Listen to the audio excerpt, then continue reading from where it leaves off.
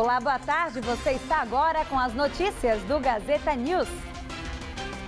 A polícia está mais perto de descobrir a identidade da vítima que teve o corpo esquartejado em Higienópolis. A suspeita é que o homem seja o motorista de ônibus Álvaro Pedroso, de 55 anos. A família reconheceu o rosto dele através do retrato falado digital. O motorista desapareceu em 22 de março. No dia seguinte, foram encontradas as primeiras partes de um corpo próximo ao cemitério da Consolação, em Higienópolis. Depois, no dia 27, uma cabeça foi localizada na Praça da Sé. Agora, a perícia aguarda o resultado do teste de DNA para saber se o corpo encontrado é mesmo do motorista desaparecido. Um suspeito pelo crime já foi preso.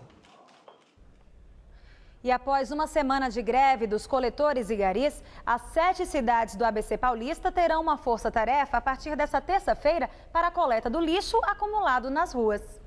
A greve foi encerrada ontem depois de um acordo dos grevistas com as empresas. Os grevistas pediam 15,39% de reajuste salarial, mas aceitaram um aumento de 10%, além de pagamento das horas paradas. Na sexta-feira, o Tribunal Regional do Trabalho havia julgado a paralisação abusiva e determinou que os lixeiros e garis voltassem ao trabalho imediatamente, o que não aconteceu. Mesmo com o fim da greve, o serviço deve demorar alguns dias para voltar ao normal. Em Santo André, a retirada do lixo acumulado só deve ser finalizada no final de semana. E foi liberada parcialmente a obra na arquibancada da Arena Corinthians, que havia sido interditada depois da morte de um operário. A montagem da estrutura provisória na ala sul recomeçou nesta terça-feira, após uma vistoria realizada ontem pelo Ministério do Trabalho, que aprovou a instalação de equipamentos de segurança. Na ala norte, os trabalhos seguem paralisados e ainda dependem da instalação de redes de proteção. O local será vistoriado na quinta. A interdição aconteceu depois da morte do operário Fábio Hamilton da Cruz, de 23 anos, que caiu de uma altura de cerca de 9 metros no último dia 29. Barreiras instaladas no acesso a uma das estações da linha 12 da CPTM têm causado polêmica entre os usuários. Na estação Jardim Romano, elas dificultam o acesso dos cadeirantes. Segundo a CPTM, as barreiras foram instaladas para evitar a passagem de motos pelo local. Muitos usavam esse caminho para poder chegar do outro lado. O problema é que elas estão dificultando a acessibilidade, principalmente dos cadeirantes. Eu estou aqui com o Euclides Mendes, que é líder comunitário.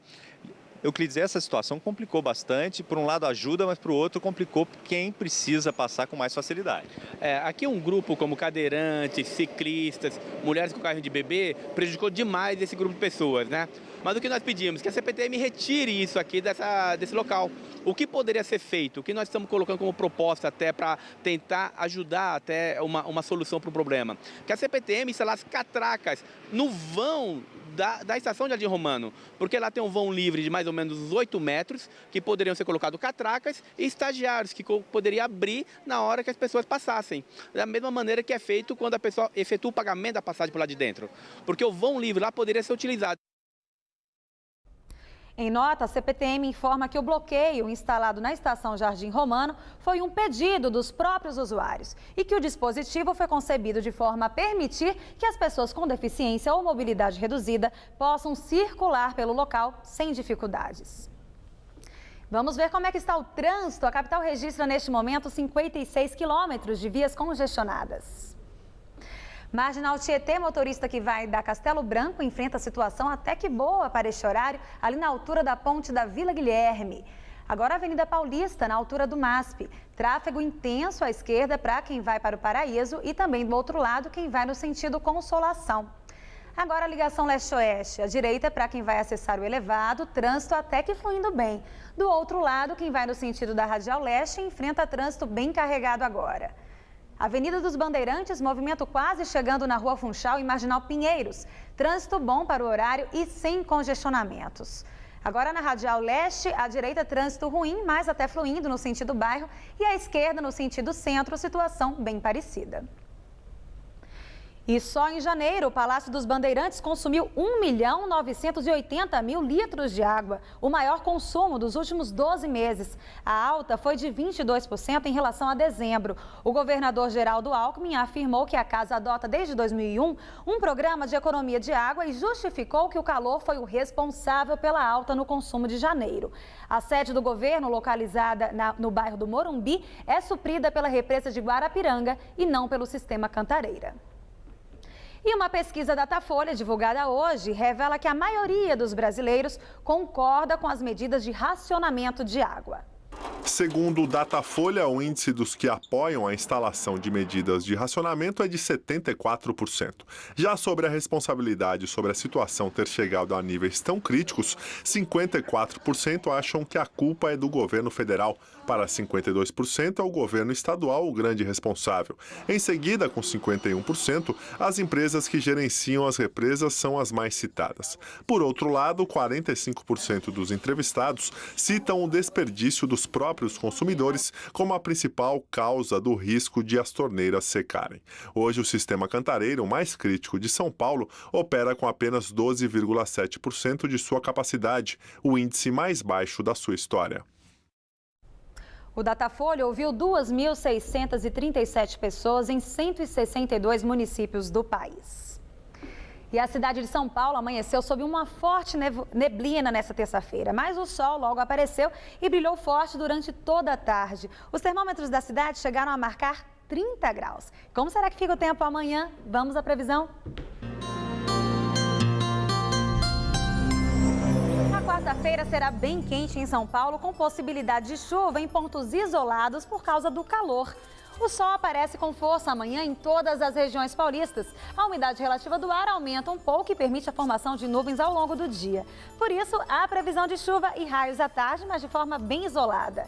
A máxima chega aos 35 graus em Presidente Bernardes e também em Votuporanga.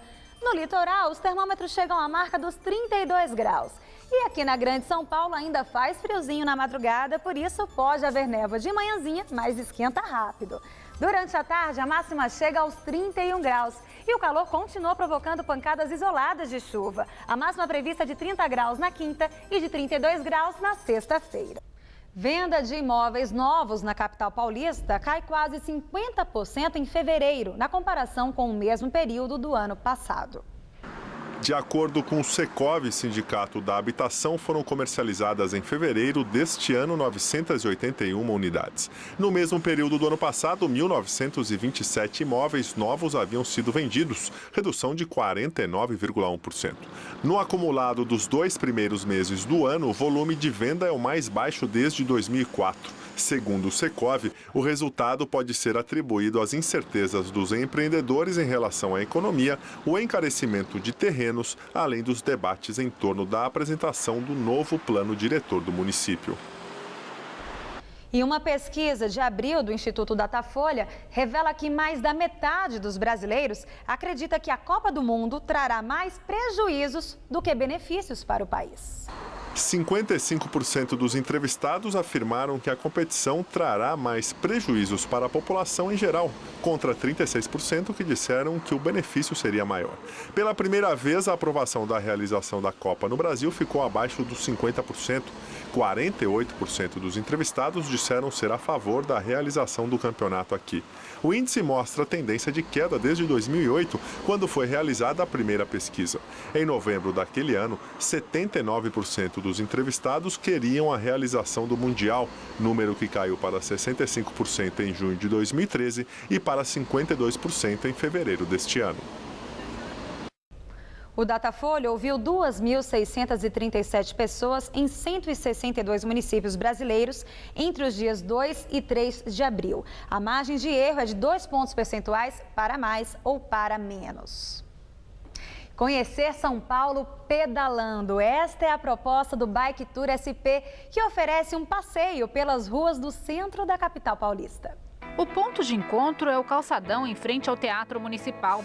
É lá que vamos conhecer os irmãos Daniel e André Moral, que criaram o passeio. Então a ideia surgiu num passeio que eu estava fazendo na Espanha e escutando as informações sobre as obras de arte do museu. Falei assim, por que não fazer isso, levar isso para a rua? e mostrar os monumentos, a história da cidade, né? Esse aqui é meu grupo, são 8 pessoas, 8 bike turistas, mais os monitores. E o equipamento todo fornecido aqui pelo passeio, a bicicleta principal, né? O capacete e o equipamento de áudio que vai nos guiar aí nesse passeio pelo centro de São Paulo. Partimos para um tour histórico pelo centro de São Paulo pela ciclofaixa. A primeira parada é na Praça da Sé, onde vamos ouvir um pouco sobre a Catedral.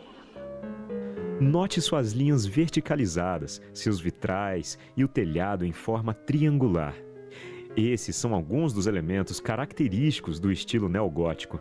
O passeio segue pelos prédios históricos, como, por exemplo, o Solar da Marquesa de Santos. O Bike Tour SP tem hoje 2 roteiros, um pela Avenida Paulista e este pelo centro. Em maio começa o tour pela região do Parque Ibirapuera. Não é preciso pagar nada, basta se inscrever pelo site e levar 1 quilo de alimento. O projeto tem parceiros que ajudam a dar estrutura e equipamentos. Os guias são voluntários. O resto sai do bolso dos irmãos que estão em busca de patrocínio. E agora, a bela vista do Vale do Anhangabaú, visto de cima do Viaduto do Chá. A gente anda pela cidade há muito tempo, né? E acaba não vendo os detalhes das obras, como foi exposto, tudo, né? A gente passa desapercebido. Então pegou de surpresa, assim. E cansou? Não. Ficou com gostinho de quero mais.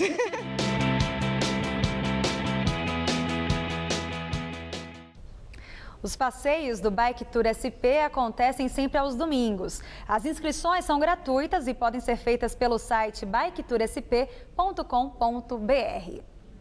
E o Gazeta News de hoje termina aqui. Novas notícias logo mais às 7 da noite no Jornal da Gazeta e no Jornal da Gazeta, edição das 10. Fique agora com o Gazeta Esportiva.